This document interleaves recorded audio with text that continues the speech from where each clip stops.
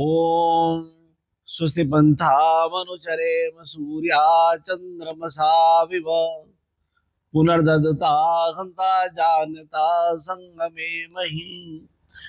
सिया राम मैं सब जग जानी, करहूं प्रणाम जोड़ जुग पाणी। राम कहानी जो मैंने जानी, अर्थात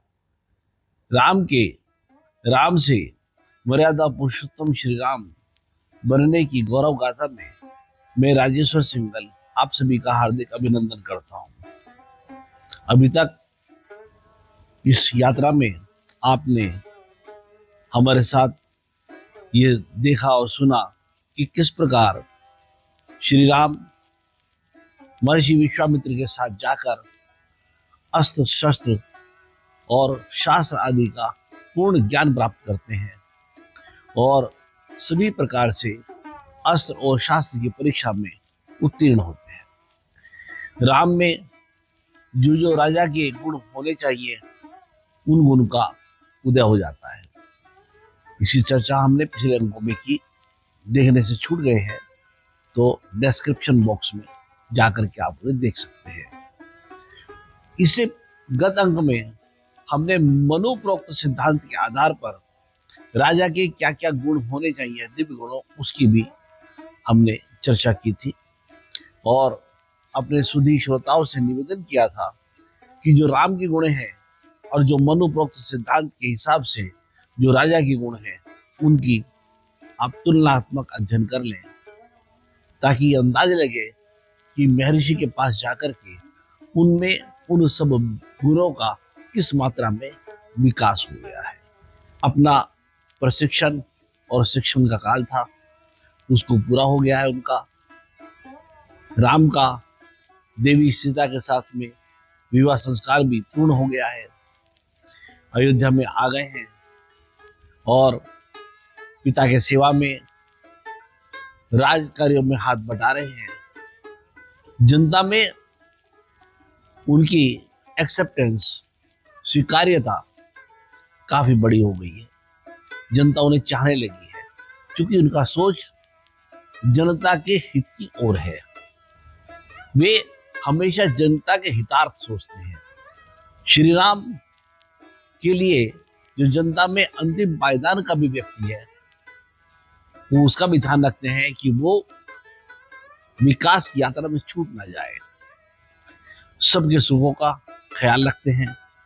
न्याय और सत्यवादन से, सत्य बोलने से, निष्पक्षता से बात करने से, हमेशा जनता के लिए उपलब्ध रहने से उनकी स्वीकार्यता जनता में बहुत अधिक है।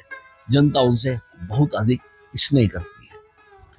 श्री राम सत्पुरुषों का संग्रह करते हैं, अर्थात विद्वान लोगों की संगति करना, उनके साथ उठना बैठना, संपर्क में रहना, समय समय पर सलाह आदि लेते रहना, यही सत्पुरुषों का संग्रह है। उसमें तत्पर रहते हैं और दुष्ट पुरुषों के निग्रह, यानी कि जो भी दुष्ट प्रवृत्ति के लोग बाग हैं वो उनसे बच करके रहते हैं, उनका साथ नहीं देते, उनसे अलग रहते हैं। उनके रास्ते अलग, उनके रास्ते अलग। इस प्रकार श्री राम का बर्ताव है। वे क्षमाशील हैं और क्षमाशील होने के साथ में पराक्रमी तो है ही है। इसलिए उनके मन में किसी के प्रति भी कोई अवहेलना का भाव कभी नहीं होता। इसीलिए राजा के रूप में जनता राम को देखने लगी है। इन्हीं बातों को देख करके महर्षि वाल्मीकि लिखते हैं कि तमेव व्रतम संपन्नम अदृश्य पराक्रमम लोकनाथोपमम नाथ कामयत मेदिनी। मेदिनी यानी पृथ्वी, अजय पराक्रमी, सर्वगुण संपन्न को देख करके जो भी पृथ्वी के लोग बाग हैं वो राम को अपना राजा नियुक्त करना चाहते हैं, क्योंकि राम के ऐसे ही गुण हैं। लेकिन क्या इस राजा बनाने में मैं राजा दशरथ क्या सोचते हैं? क्या उनका भी ऐसा चिंतन है? श्री राम महाराज दशरथ को प्राणों से भी अधिक प्रिय है। वो उनके सभी गुणों को जानते हैं। उन्होंने राम के उन गुणों को साक्षात दर्शन किए जब श्री राम और परशुराम का संवाद होता है। श्री राम कठोर से कठोर बात कहने पर भी बड़ी कोमलता, मृदुता के साथ में उसका उत्तर देते हैं। वे हमेशा सत्य का साथ देते हैं, सत्य बोलते हैं। क्षमाशील तो ही है, जैसे कि हमने कहा, जैसे प्रजा सोचती है ऐसे ही राजा दशरथ भी सोचते हैं। वो अजय पराक्रमी हैं। उनके पराक्रम के भाव को राजा दशरथ ने परशुराम के समय वार्तालाप पे देख लिया था। तो राजा में वो सभी गुण जो होने चाहिए वो गुणों को देखते हैं, और वो ये भी जानते हैं कि गुणों के मामले में राम महाराज दशरथ से भी आगे बढ़ करके है। वे क्षत्रियता पर विश्वास करते हैं, यानी प्रजा का रक्षक, प्रजा का पालन और प्रजा का विकास। इसी में ही वो मोक्ष के साधन को भी देखते हैं। उनके लिए क्षत्रिय धर्म परम धर्म है, जो एक क्षत्रिय का धर्म होना चाहिए। वे अपरिग्रही हैं, उनको किसी चीज की आवश्यकता नहीं है। उनको ना राज्य की आकांक्षा है, ना किसी चीज की आकांक्षा है। इन सब गुणों को देख करके कौन पिता नहीं चाहेगा कि उसके आगे आने वाले कार्य को उनका पुत्र संभाल ले। महाराज दशरथ भी यही चाहते हैं कि शीघ्र अतिशीघ्र श्री राम का राज्याभिषेक हो और राम राज्य के अधिकारी बन जाए। अभी प्रजा भी उन्हें राजा देखना चाहती है, और राजा दशरथ भी उनका युवराज के रूप में राज तिलक करना चाहते हैं। उस समय की अयोध्या की तात्कालिक स्थिति क्या है? अयोध्या पर किसी भी बाह्य आक्रमण से अयोध्या सुरक्षित है। अयोध्या को इस समय में किसी भी बाह्य आक्रमण की संभावना नहीं है, क्योंकि जो पूर्वोत्तर राजा पूर्व क्षेत्र में जो समस्या थी, श्री राम उसका हल कराए हैं। अब वहां उनके सीमांत प्रदेश में कोई दंगा फसाद नहीं है, कोई अराजकता नहीं है, राज्य सुचारू रूप से चल रहा है। अयोध्या की आंतरिक स्थिति बड़ी सुखप्रद है। कोई प्रजा में किसी तरह का वैमनस्य नहीं है। शांति और संतोष पूरी प्रजा में परिलक्षित होता है। श्री राम के राज तिलक अगर होता है, परिवार में भी कोई विवाद नहीं है।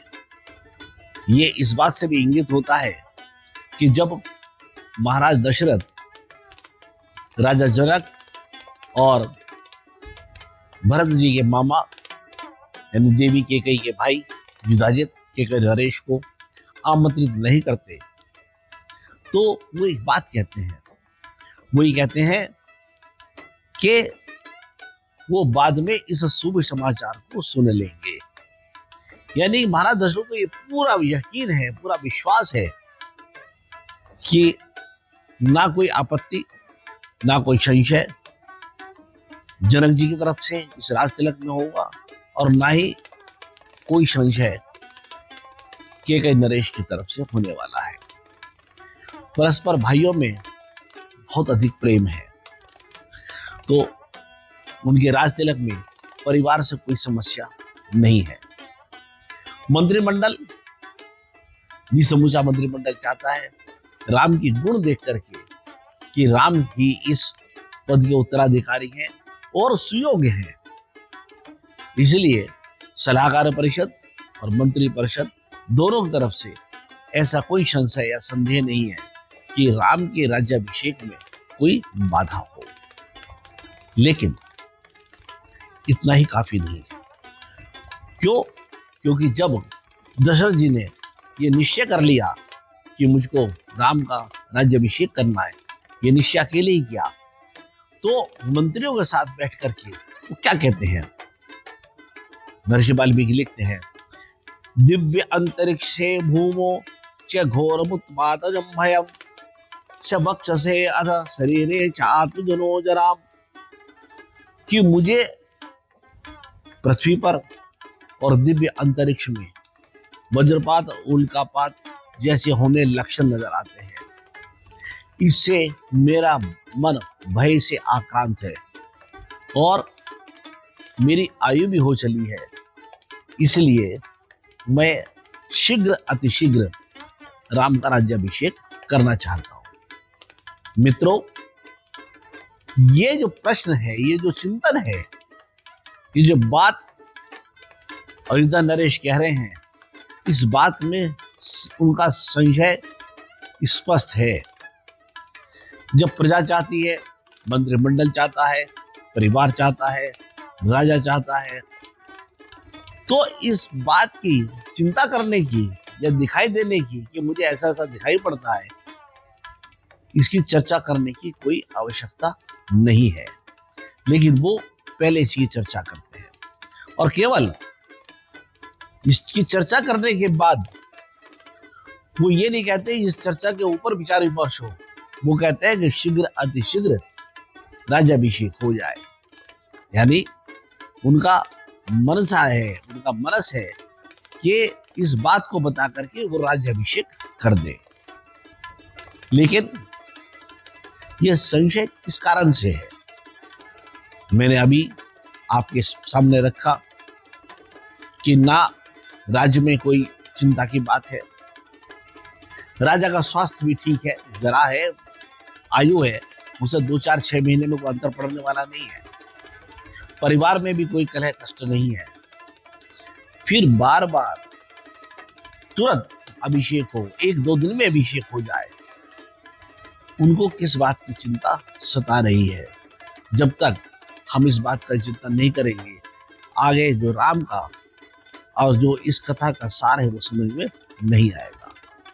मित्रों, कार्य को कारण भाव से ही समझा जा सकता है और कार्य को अच्छी प्रकार समझ करके उसके कारण का पता लगाया जा सकता है।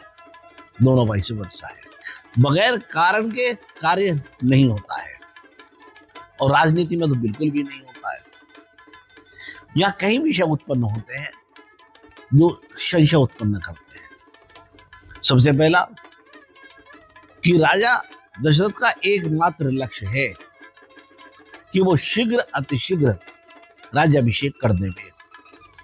उत्पात से होने वाले, स्वप्न से होने वाले उत्पात की जो आशंका है, उसके लिए क्या प्रबंधन करना चाहिए, क्या नहीं करना, उसकी तरफ उनकी चिंता उतनी नहीं है। इसकी तरफ चिंता है कि उस उत्पात के कारण वो शीघ्र अतिशीघ्र राज तिलक करते हैं। दूसरी बात, जब वो प्रस्ताव रखते हैं, वो प्रस्ताव निश्चयात्मक है, वो चयनोन्मुख नहीं है। यानी वो चयन की बात नहीं करते हैं, चयन का कार्य तो उन्होंने कर लिया। यद्यपि इस सारे मामले में अगर कोई भी सलाहकार मंडल बैठता, मंत्रिमंडल बैठता, परिवार बैठता या जनता से राय लेते, तो कोई भी इस बात को कहने वाला नहीं था कि राम के अलावा किसी का राज्याभिषेक हो। लेकिन फिर भी उन्होंने निश्चय कर लिया कि राम का ही राज्याभिषेक होगा। वो उस चयन के मामले में भी कोई गुरेज नहीं करते हैं, कोई चिंतन नहीं करते हैं, ये छोड़ते नहीं, जनता का निश्चय हो। और कंसंट्रेशन इस बात पर है, बल इस बात पर है कि राज्याभिषेक तुरंत हो जाए। इसलिए मैंने कहा कि वो उत्पातों की चर्चा तो करते हैं, लेकिन उस उत्पातों के निवारण की बात नहीं करते। ऐसे उत्पात की संभावना के समय में राजा का कर्तव्य है कि वो उन उत्पातों से बचने के लिए प्रबंधन करे। अगर कोई प्राकृतिक उत्पात है, कोई अतिवृष्टि की संभावना है, सूखे की संभावना है, बिजली गिरने की संभावना है, तूफान की संभावना है, तो अपने प्रबंधन को जारी करें ताकि वहां पे जान माल की हानि ना हो। वो इस काम को नहीं करते, वो इस बात की जल्दी मचाते हैं कि लोगों को भयाक्रांत करके मंत्रिमंडल को और मैं राज तिलक करा दूं। जब कहीं पर भी कोई चिंता ही नहीं है, उनकी राय में सबकी राय है, तो फिर इतनी जल्दबाजी क्यों है? ये विषय पर हम चर्चा अगले अपने अंक में करेंगे। लेकिन ये विषय इस अंक में हमने इसीलिए उठाया है कि जब तक ये समय जल्दबाजी की बात समझ में नहीं आएगी, हमारा आगे बढ़ना उसके सही अर्थ तक नहीं लेकर के जाएगा। अगर आपको मेरी वीडियो के कंटेंट अच्छे लगते हैं तो अधिक से सब्सक्राइब करिए, शेयर करिए, लाइक दीजिए। आपका कोई प्रश्न है अवश्य पूछिए। आज के अंक में इतना ही। जय श्री राम।